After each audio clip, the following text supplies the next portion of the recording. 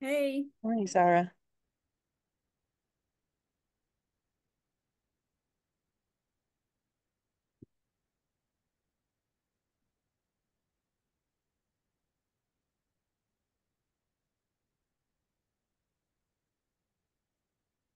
you You have a good? very nice background, Tammy. Hey, thanks. Yeah, I know. It is pretty nice.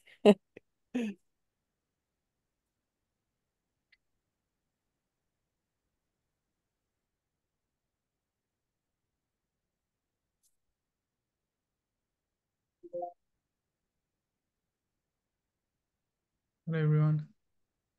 Hey, Randall. Hi, Hey, right. Ellen. Hello. Good to see your name, Ryan, at least, if not your face. I'm here. That's awesome.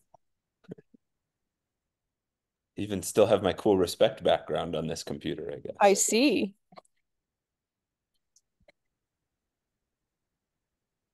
Is that an indication of how often you Zoom? Pretty much, yeah. I only use Teams really. So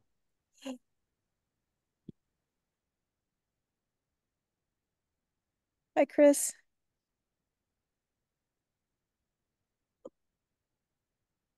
Hey, Kristen. I don't remember who all is coming today. Narissa might still be in Europe. Oh, Tammy, real quick. Um, I had jotted down that the date of um the Healthy House Coalition Hmm. meeting, and that is on my daughter's birthday, so I won't be able Dang it. to come on that time. That's a bummer. I know. I mean, it's not a bummer that she has a birthday, Right. but Yeah, she agrees it's not a bummer. happy birthday. What's her name again? Rachel. Rachel. Well, that's great. Sorry, you won't be able to join in the fun. I would say you could bring her up, but I'm not sure that that's what she wants to do for her birthday. That is totally not what she wants. Stupid dad stuff.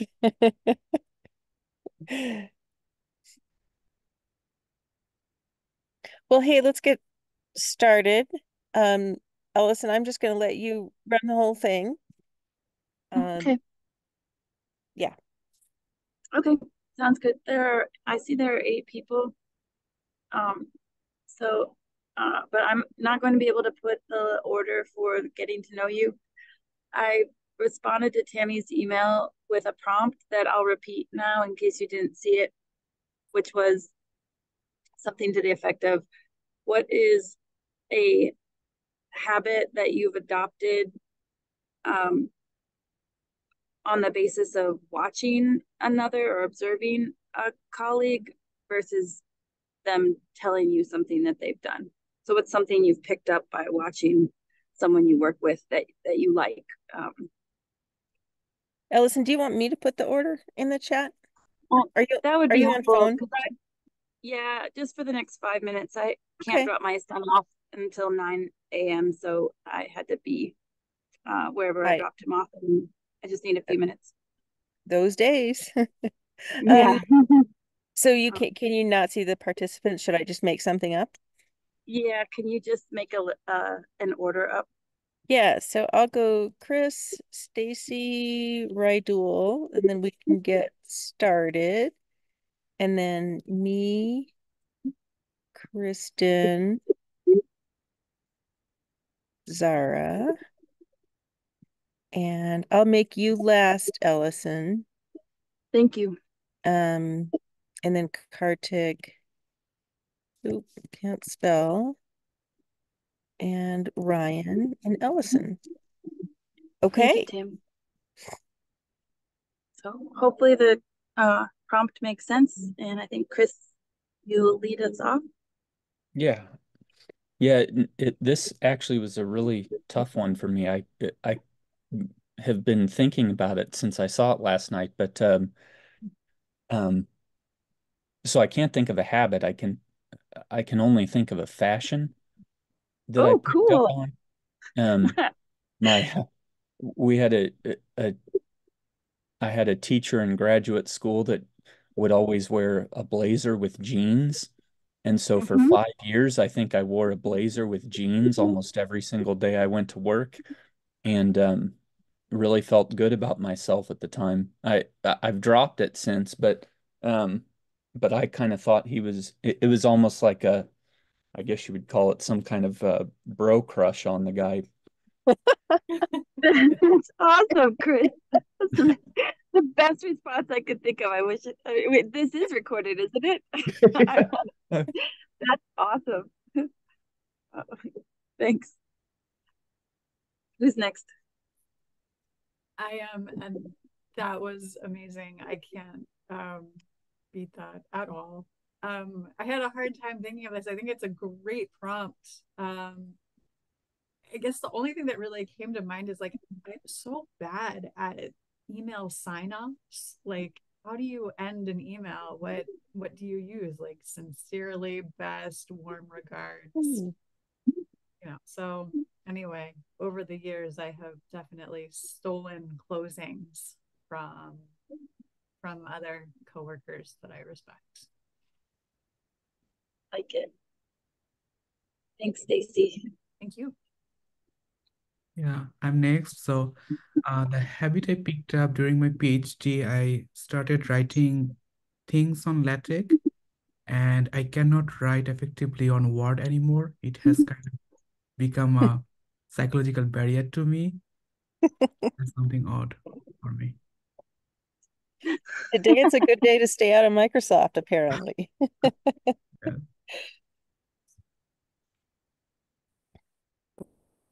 Oh, Thanks, me. Rachel. I'm next. Well, I immediately had a response. I I corrected my terrible meetings habit. I mean, my meetings are still not great, but I learned from Ellen Baum, who was at the Clean Air Task Force. When she ran a project, her meetings were on time. They started on the minute, on the dot. We always knew what we were going to talk about, and there was always follow-up. And I had never seen that before because people are so bad at running meetings. And I was like, holy cow, I better shape up. But I want to follow Chris's prompt. I have my love of silly patterned socks from Brenda Dorosky, who was in charge of the Partnership for Clean Indoor Air. I just saw her wearing the socks and I'm like, man, that's a good idea. So yeah.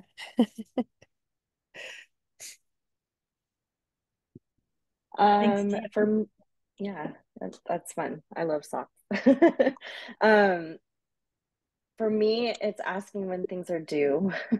So if somebody asks you like, I need this done, or hey, can you do this? Well, when do you want that done by? Like, when is that?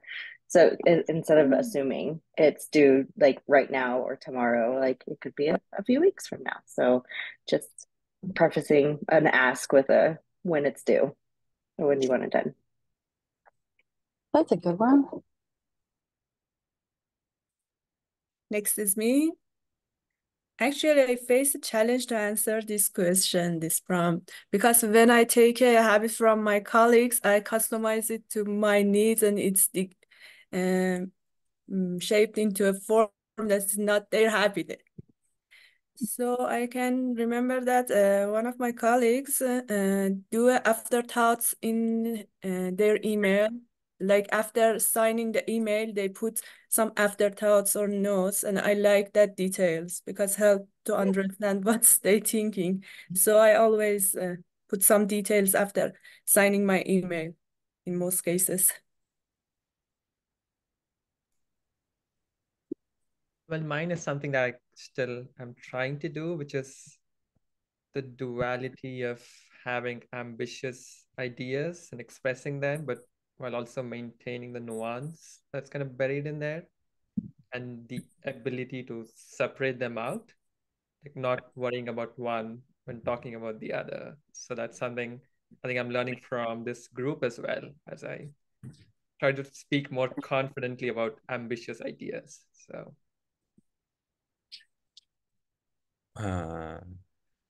Mine, I was thinking about like When I first joined the faculty in our department, I noticed the people who'd been around longer were often the slowest to talk.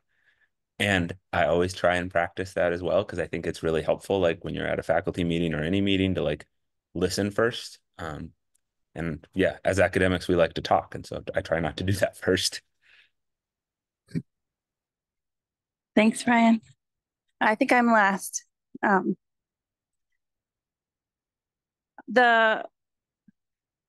Probably what prompted the question was actually one of the reasons I loved Chris's response.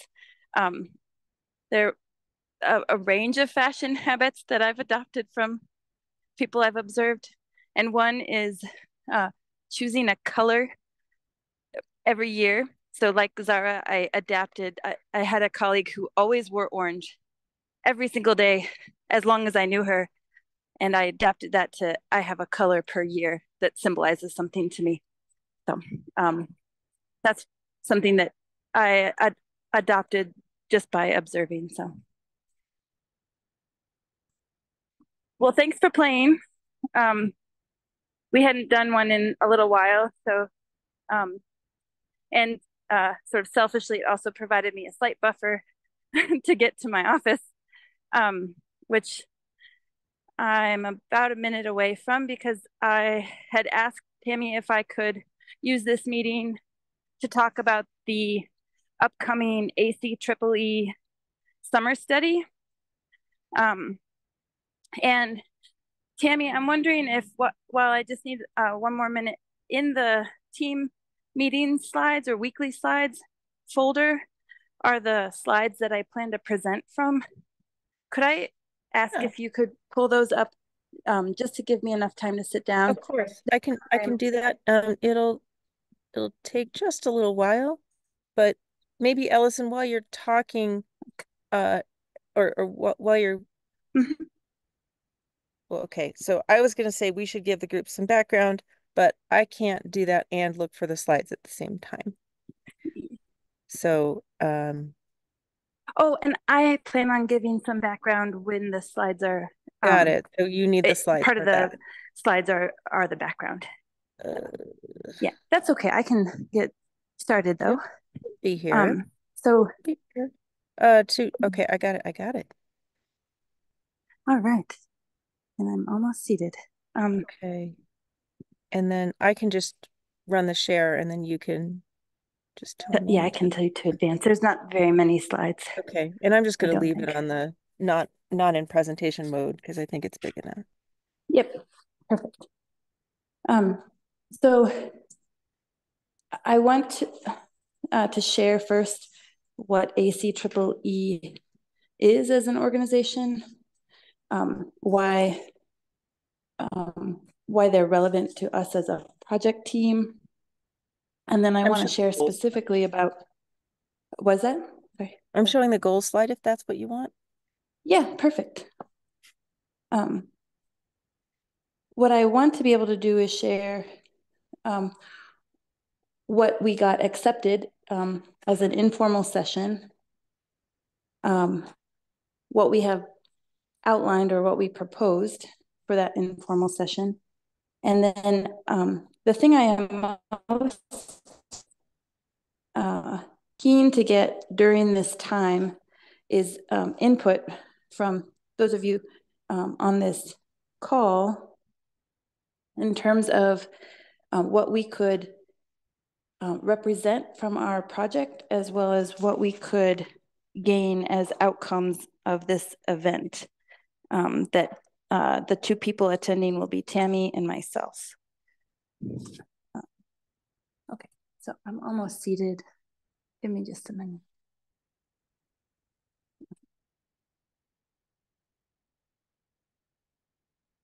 Apology for slight delay. Okay.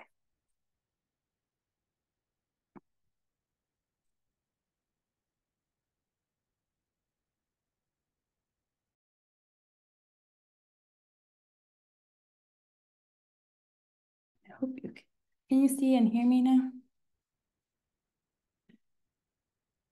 Great. Okay. So Let's go to slide 3, Tammy. ACEEE stands for the American Council for an Energy Efficient Economy. And they were founded in 1980 because of the oil crisis and concern about energy resources running out, and seeing one necessary pathway to overcoming the energy crisis being through energy efficiency. So they function as a nonprofit research organization. They inform development of policies that are focused on energy waste, and now in their language, as part of their mission, includes combating climate change. They provide independent analyses.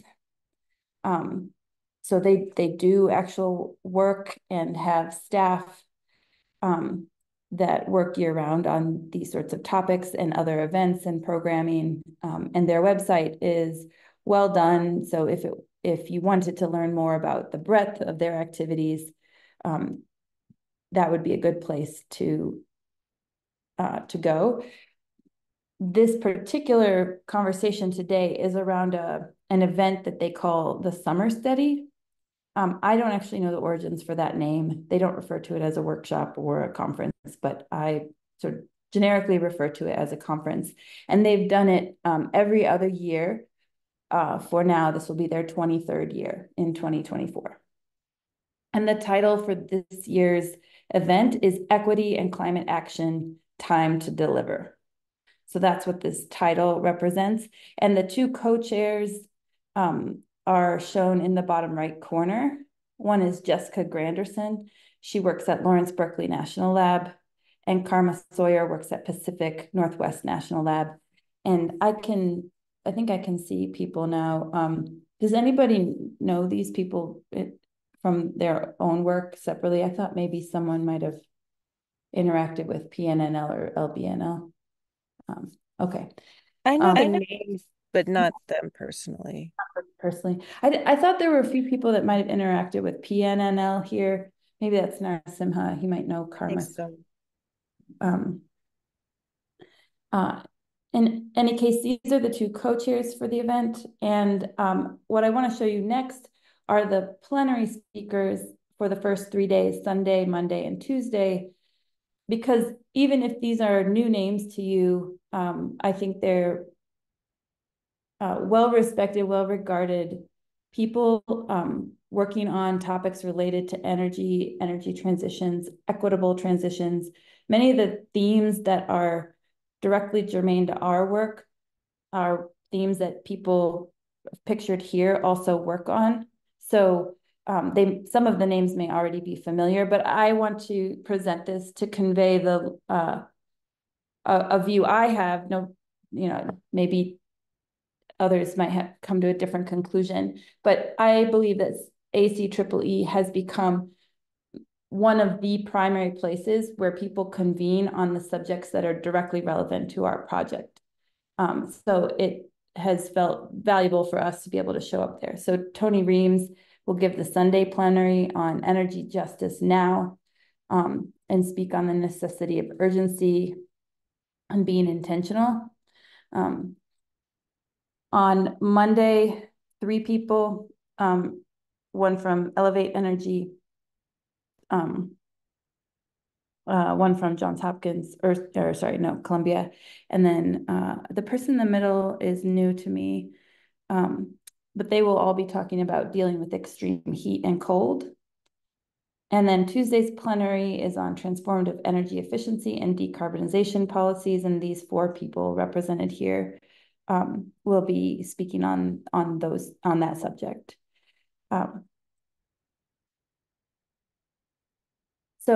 Yep, that's fine, Tammy. The overall agenda spans 6 days of morning, afternoon, and evening sessions. And the spreadsheet that details that program is pretty well developed. and I'd be happy to share it. I do think, yeah, it's easy to say like, oh, this is something you should look at. And then if you don't have a reason to look at it, I'm not sure yet how to make that a worthwhile investment of your time. But in preparing for this workshop and looking at that schedule, it is very, very broad in its scope. And yet energy and behavior or energy and well-being are they're not featured in very many other places in the program. And so what we proposed was an informal session, which there's a call for informal sessions. So these are scheduled in the afternoons of the first 2 days and then the fourth day of the conference. And they can be 1 to 2 hours. And what you're seeing here on this slide is what we proposed. It's a 100-word count abstract where we've proposed to explore the current state of knowledge on well-being as it's represented in the context of homes and household energy.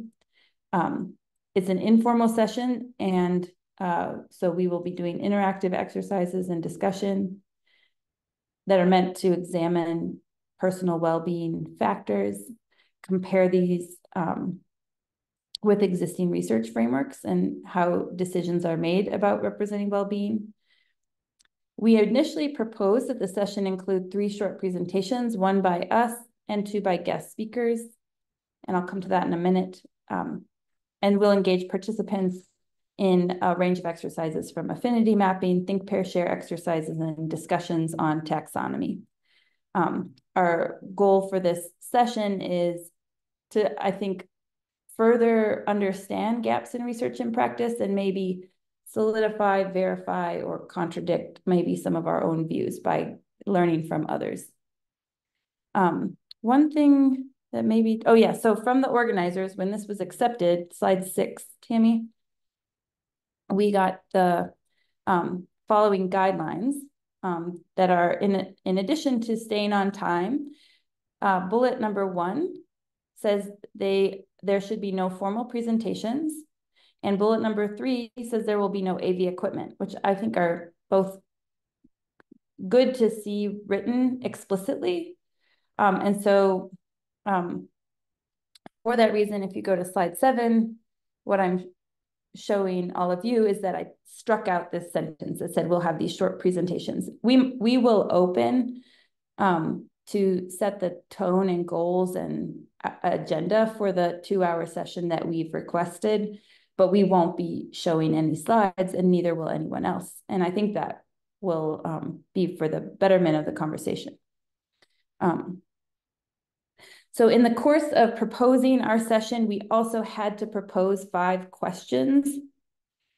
And these are the 5 questions as we submitted them. We don't have to stick to just these. The wording can change. But I would like to give you, I think it might take a minute, maybe 2 minutes. I'd like you to actually read through each of these kind of slowly, trying to absorb what you can of what it means. As you do, I think the first thing I would like to pick up with is clarifying questions. Do any of these stand out as like, I don't understand what this means? And then once we've maybe established some coordinated understanding of what we've proposed, I'd like to talk about any modifications or additions we might want to make. So I'll start a timer now for a minute and I'll just check in. Please raise your hand when I say a minute's up if you need more time.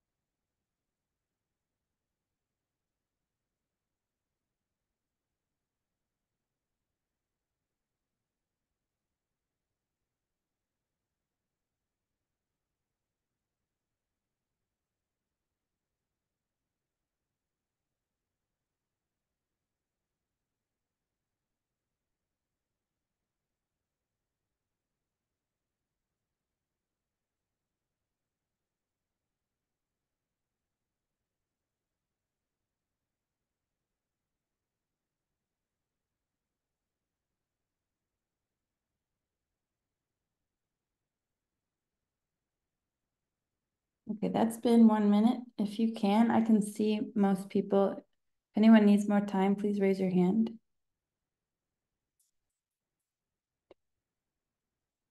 Okay, I'm not seeing any hands. So my first goal would be to identify any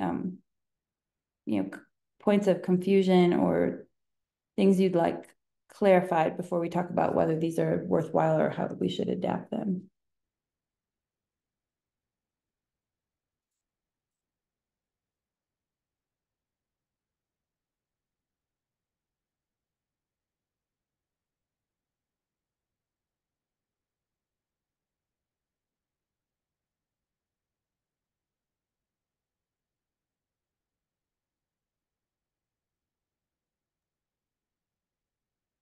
Allison, maybe you went over it. So I remember you were saying like who a lot of the speakers are of different. Did you go over like who you think like other members of like this audience might be? No, I didn't go over that. I feel like the short answer is I don't know, or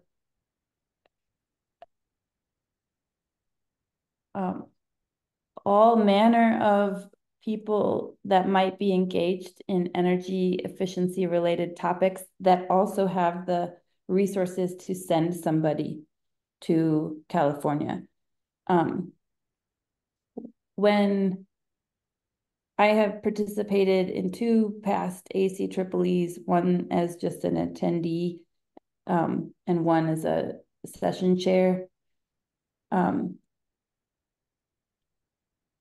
In both those cases, I felt like there were very few academics, and there was a very high proportion of people that operate in energy efficiency space, either as representatives of a company. There were a lot of consultants.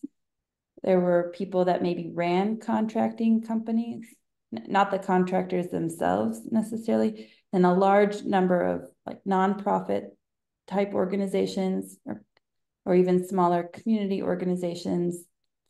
People that I've worked with at the city of Fort Collins on energy efficiency have attended or even led their own sessions about City of Fort Collins Efficiency Works program, which is a program focused on increasing energy efficiency in workplaces and one that increases energy efficiency in homes. So people that ran those programs attended and had many attendees at their session that were like them.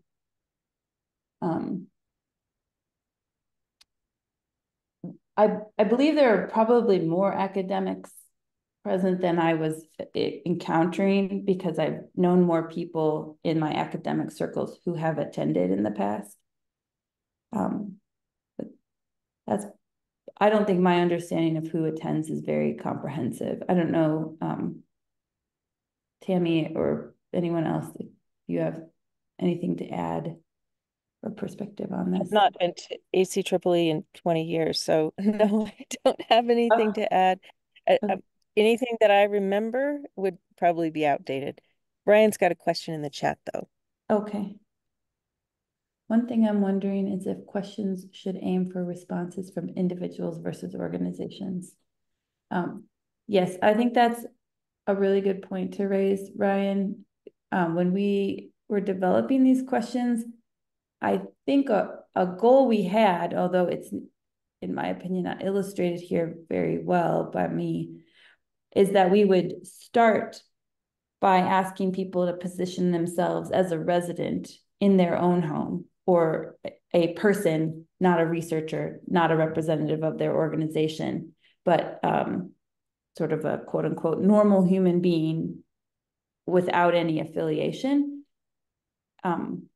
And Tammy, I can't remember if you, like, there were different conversations between pairs of you and me and Narasimha, but Ryan, to this point, one thing that Narasimha and I remember talking about was that we think it would be interesting for people to think about what we choose to measure as researchers or organizations or practitioners versus what we think of as comprising our well-being, our experience of well-being. And the contrast might lead to some observations of like things we don't measure very much, but we think matter at an individual level.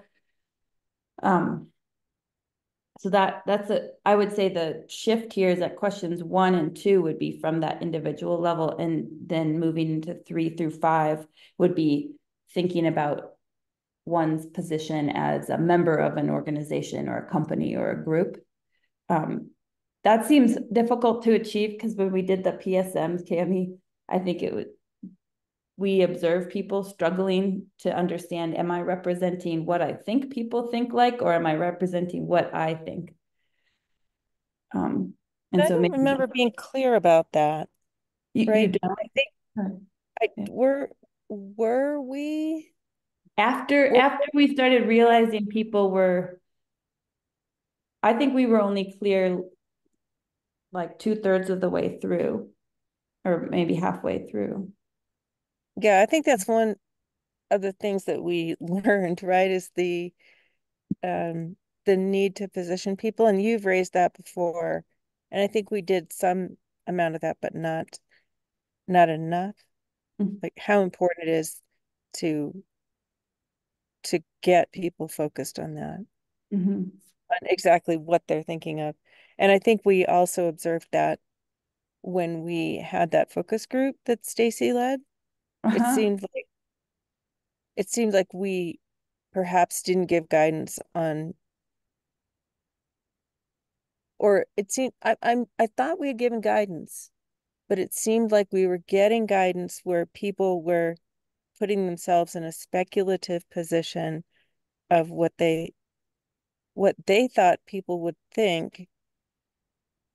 But I don't remember, but I think all the experiences we've had have highlighted the importance of overemphasizing that positionality, I think.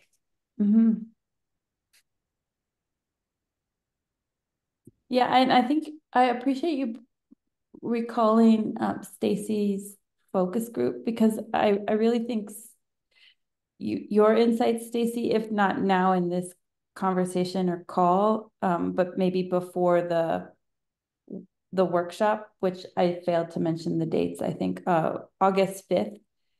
So 3 weeks effectively from now is when Tammy and I will be at this conference and we'll be doing this session.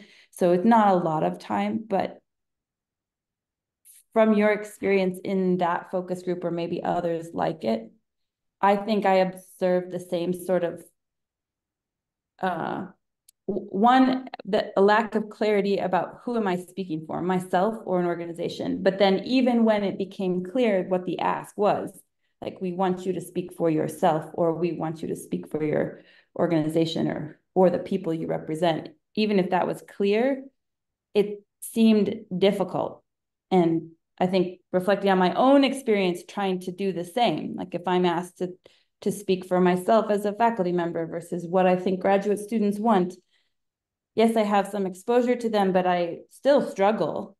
And I think I've observed that in others when they're asked to speculate, or they're asked a question that pushes them to speculate. They maybe are not asked to speculate, but that's where they go. So I don't know, Stacy, if you have initial thoughts that you'd want to share. And Chris, you come to mind too as somebody that may have some really good insights on, are we flawed in going this direction of asking people to switch their position? What if that's not the right approach? What would you suggest?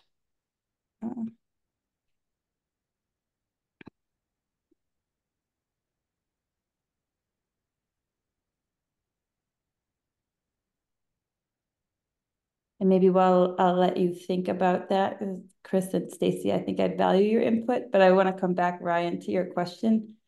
Do you feel like the response addressed what you were thinking, or does it raise additional concerns? No, I think it makes sense. I think it needs to be really explicit, like what you want people to do, and hopefully they follow the directions. So, but yeah, I think it makes sense. And listen, I had a question about, well, the first personal well-being Yeah. thing. So is the goal of that question to just talk about well-being in general, like outside the house as well, or are you focused mostly on the residential domain? Open to input on whether we should constrain it further, but I think the breadth of meaning around well-being in the first question is not constrained by the home environment. Okay. Um, So, but you'd expect some component of the home environment to be captured in those, whatever people say, and then filter it down in the next or question. not, Or right? not, or not. So I think what's interesting, and I think this is where I struggle. Like if I have no hypotheses, then I don't feel very guided in what we're trying to get out of this. But if I expect to find an outcome, will I look too hard for it and just make it emerge, like manifest it? But I think a hypothesis driving this approach is that I expect that if we ask people to speak personally about what they think are aspects of their experience that matter for their well-being, the home environment may not show up for many of them, or energy may not show up for many of them. It might show up for some. And I think either way, if it shows up not at all, or it shows up somewhat, or it shows up, maybe it shows up all, like it feels like a robust question, because no matter what shows up, I think it would lead to an interesting discussion. So for instance, if everyone raised the home and their energy use, maybe because they're primed, because we're at this conference, then we could get to a point where it's, how are we representing that when we're asking people about well-being? We think this has value, but we're not asking questions about that. Or nobody raises the home or energy use, which I think raises an interesting question about, well, then how do we understand the position of the home and energy use as it relates to well-being, since there is an underlying belief that it does, and there's research that suggests that it does. So what are we, if our mental construct for ourselves of well-being is formed without considering that, then how are we coming up with ways to represent it in a research or measuring impact of an organization or work? That seems like a rich place to then think about how we could do better. So that's why I think for me, the opening question is not constrained by the home. In fact, I don't want it even, like I've been thinking about how we introduce this so that they don't even think about energy, home, and well-being, which is in the title. So like I thought about, I'm like, darn it. Like I didn't think about that when I submitted it. Yeah, so that's my answer to your question, Karthik. Oh, no, thanks for the answer. Yeah, I think that I agree with you. Yeah, it's a pretty valuable exercise to start pretty broad and see how much the home features in this conversation. But yeah, I also share your concern about the participants being primed already based on what's going on around them. So yeah, thanks for the answer, though. It does answer my question. I think this is a tension that we keep running into, that if you don't give people any guidance, then they go all over the place and you learn almost nothing relevant to your subject of inquiry. But if you do give them guidance, then you've set the boundaries. You've already intervened into the conversation. Mm-hmm. Oh, right. So if I You accidentally submitted wrong paper to wrong conference. I'm just so really hoping for some good feedback. Oh my God. I've been to presentations like that. So I feel like that could have happened to me this summer. Oh gosh. Okay. So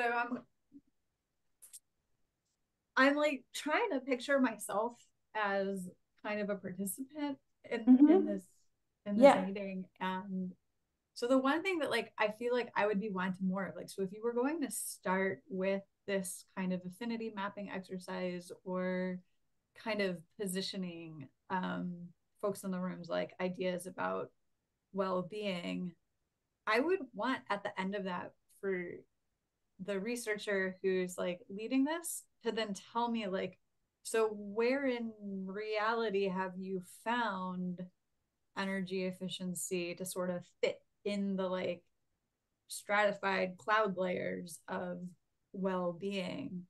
I don't know, like, can you like, so I want to participate in this, but I want to also understand like, well, what have you found from the research that tells us does where do these issues fit in this well-being? That's the best I can come up with, is that it's like a Do you cloud mean of like important if things. you were in the room and you would want to walk out learning from the organizer what the organizer has observed from a broader base of work, not just I like would. the room. Yeah, because like the room I might know or feel like I have colleagues in and think like, well, this is one group, right? But what is generalizable from that, and what have you generalized that then makes me be able to see my work in a different context, or be able to apply this information in some kind of context of the broader like the broader scale or the broader mission that I'm trying to accomplish back That's in really my helpful. community, however community is, defined. If I were ACEEE, it might be like, well, how do I turn that, how does this get incorporated someday into like a policy paper or a policy brief in some way? Yeah. If I'm an implementer or contractor that hires implementers or something, how does this help me connect with my consumer base in some way? I don't know. That's, to me, that's really helpful feedback. I have one specific question, which is, would you want time in the 2-hour block to receive that and then talk about it with others? Or would you be comfortable receiving like a handout on your way out the door? Or would that feel like, oh gosh, you just gave me this thing and I didn't have, and you created this session, but then I didn't get to talk to anybody about it? I'd probably want to talk about it in the space in a this little space. bit. Yeah. I think I would. Yeah. Yeah. Because I will say there are 2 pieces of literature that informed putting this together as like fitting this audience. And one is the IEA has the International Energy, what does the IEA stand for? Association? Is it association? National Energy Agency. Agency, sorry. Yeah, I knew. They have multiple benefits of energy and energy efficiency, health, and well-being, like treatise. It's not very long. It has like 5 to 10 citations that include the Lancet, cold homes and fuel poverty and energy efficiency, mostly extreme heat and cold related documentation. And then the other is ACEEE has their own energy efficiency and well-being, a summary of the literature from 2 events ago. So those are both things that we could, and then there's our own work that we've been doing in this project. All 3 of those come to mind as like resources that would be credible and respected, I think, by the body of people that attend. But we don't want to present like a formal presentation on these things. So, but yeah, I appreciate that thought. And I like think another. Oh, sorry. No, go ahead, Stacy, and then I'll follow you. Okay, just another aspect here is that the all the plenaries and the title of the conference session is like equity and climate action and time to deliver. So I think that this presentation also sits well in like okay, so I've been struggling a little bit with seeing equity on the name of everything, that it's becoming a little bit of like equity for equity's sake. But I feel like you could position this as like equity for well-being's sake. Without equity, you're enriching the well-being of a bunch of people who like may not need additional well-being, but people's whose well-being is not very high to begin with. This has the opportunity to improve like their well-being further. So not just equity for equity's sake, but equity for not just people who we say are underserved, not just people who say they've been left out, but because there is a measurable sort of aspect of well-being that, I don't know, can be tied back to the overall picture. Okay, that is not eloquent at all. I'm sorry, Tammy, go ahead. No, I think that's helpful, and I'm taking notes. I know, Tammy, you wanted to follow up. Yeah, no, these are all good points. And I think I'm trying to think, maybe I'm doing this prematurely, but I'm trying to think of how to nudge the discussion questions to encompass that.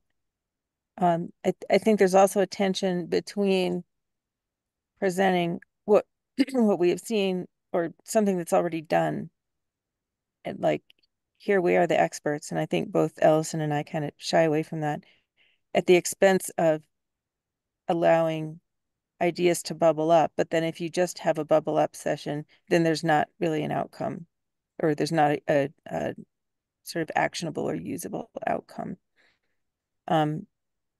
So I think with regard to your first point, Stacy, on the question 2, I think this is where you shift to energy efficiency, right? And so maybe we need to call that out. Like it says the individuals or situations you study, but now considering your own work with whatever it is that you do, whether it's energy efficiency or some other kind of change intervention or product, consider the beneficiaries of that intervention or product, and now think about what you believe about their well-being and how does it connect to the map. I think, Ellison, correct me if I'm wrong, but the thing that you said was one of the things you want to bring out is that we personally may not experience well-being the same way we think about it for others, especially in the residential environment. Yes. And then the other thing is, I think somewhere like maybe right before number 5, we could say something like, here's some resources, and we also want you to know that we're working on the following products, but we didn't really want to impose them into this session because we have our own ideas, and we wanted to begin more of a community discussion, recognizing that that is needed. And so maybe if we're just explicit about that, that choice. You mean the choice to not present? The choice to not like present like, here's what we've done, and so therefore it is done. Yeah. But sharing, and then finally collecting at the end, we think a broader discussion about well-being is needed and how to implement it. And if you would like to be a part of this discussion or know where those discussions are happening, then collect information, recognizing that we're working on this. It's more an invitation to a potential community of practice rather than telling people what to do. So I don't know how any of those land with you, Stacy. Would they address some of the lacks that you were feeling?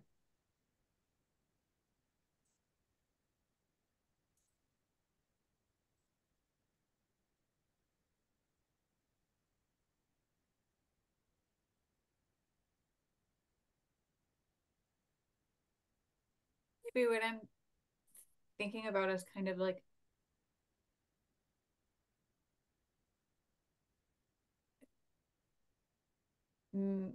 yeah, what other tests have, or what you've already brought up, like making sure that the audience understands the framework of the decision. I won't sit, like, as a participant, I won't sit and wonder, when are you presenting your findings if you tell me up front that that's not what this is about.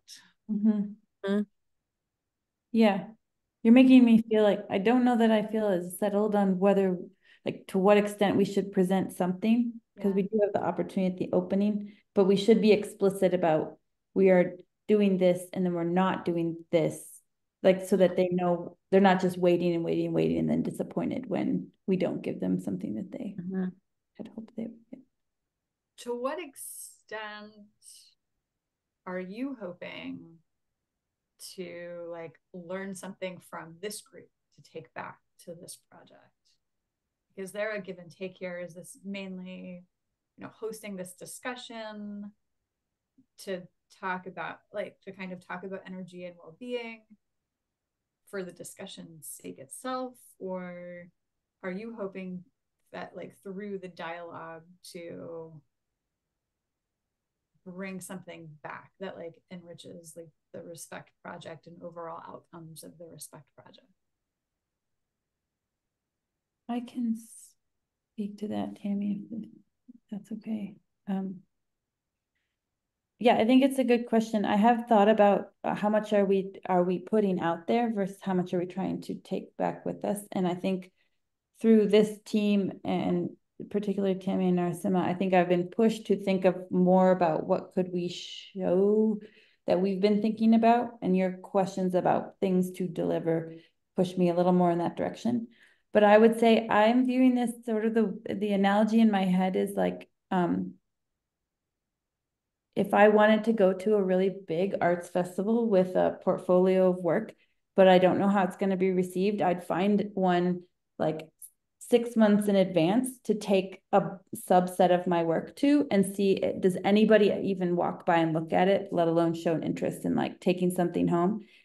And I feel like that about this, where like, I feel like I've only been thinking about this topic in the context of our team and to some extent the literature that we read, which maybe some of those people will be there, but I would think it would be a great finding to hear people in the room say like, you've been thinking about this in a dark cave and we're well beyond that. Like, here are all these things that we know about and we don't need to keep chatting. That would be a valuable finding. I don't think that exists. I think Zara and I and Tammy and Narsim and Karthik, others on this team, I think we've been looking hard for that kind of thing, and I don't think it's out there, but this would be a space where it could pop up and somebody could say, oh, there's people grappling with that and they've kind of worked things out. They're farther along. Here you go.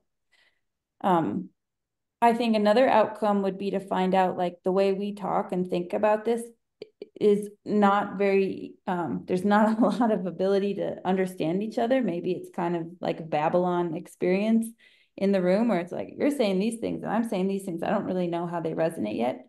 To me, that would also be a finding that's worthwhile because it's sort of consistent with how the literature reads to me right now. So be like, okay, the in the room experience with practitioner heavy audience maybe is also just having a hard time grappling with how to wrap their arms around this concept in terms of what we measure and how we represent it.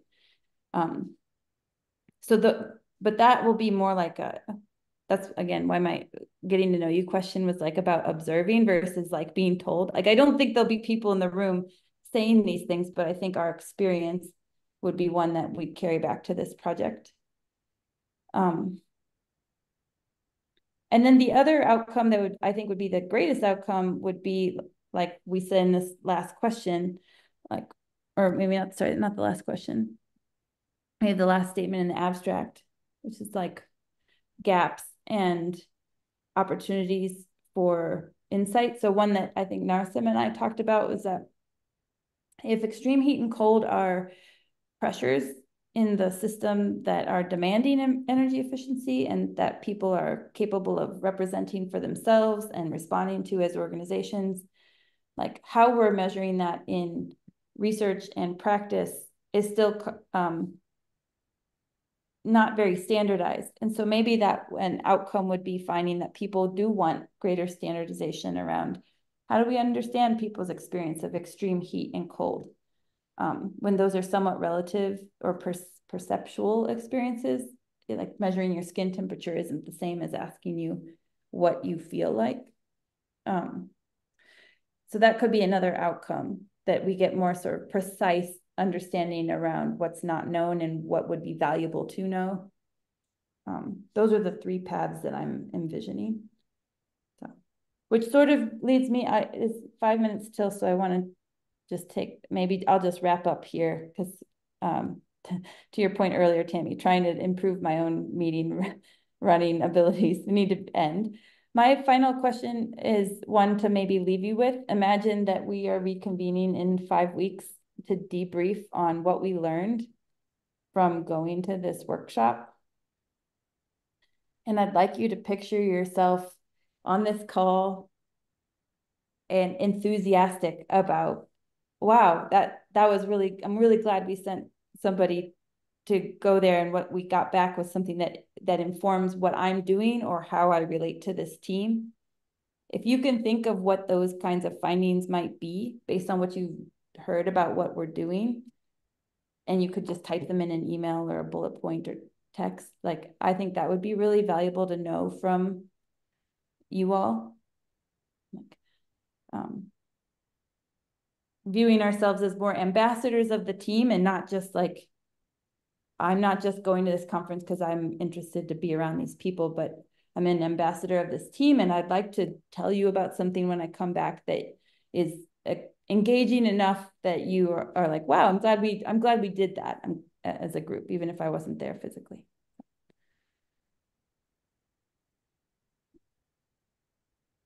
And if you want to see in the slides, the last 4 slides I put were from our presentation that Tammy led and put together to highlight what we said we were interested in doing for phase 2. And I put boxes around aspects of that I thought we could inform.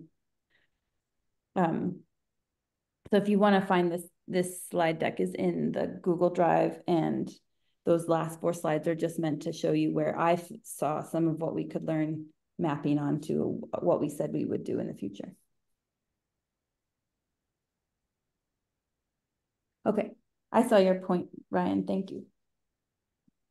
I had one quick thought. I was going to bring it up earlier. You mentioned that like you're viewing this like as like you don't have hypotheses, and I actually think you have a lot of implicit hypotheses in here. And it would be really helpful, I think, for organizing to like write those down, and that might actually help us with those follow-up conversations in August.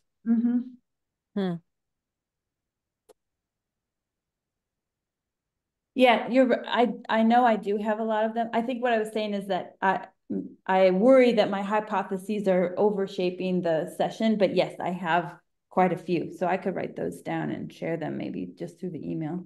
Yeah, I think that'd be helpful. I would say that one of my hypotheses, and this is partly an answer to the last question too, is that there are some things that people have strong beliefs about and think they understand and don't want it to change, and some that are very fuzzy or they have never thought about, and they may or may not be the same things that we think they're going to be. Yeah.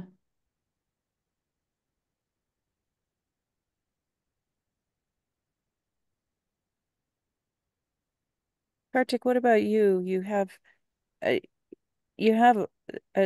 really data-driven approach to well-being. Is there anything that we could learn that might complement or inform or what you're working on? Well, my biggest complaint about the data that we currently have is the question of change.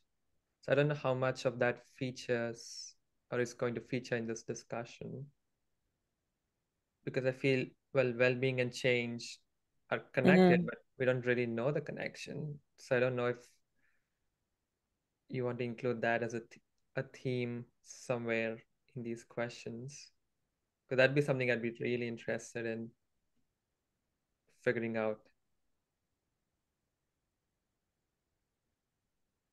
That's a really interesting distinction.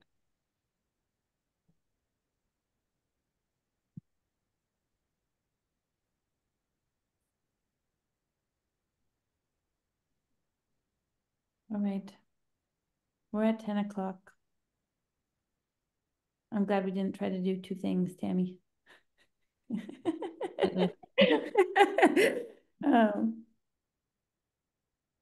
I will formalize my hypotheses, maybe just as one more opportunity to jog your memory to think about this before we go in the first week of August. And if something just occurs to you, please, if you can jot something down and send it along, that would be great.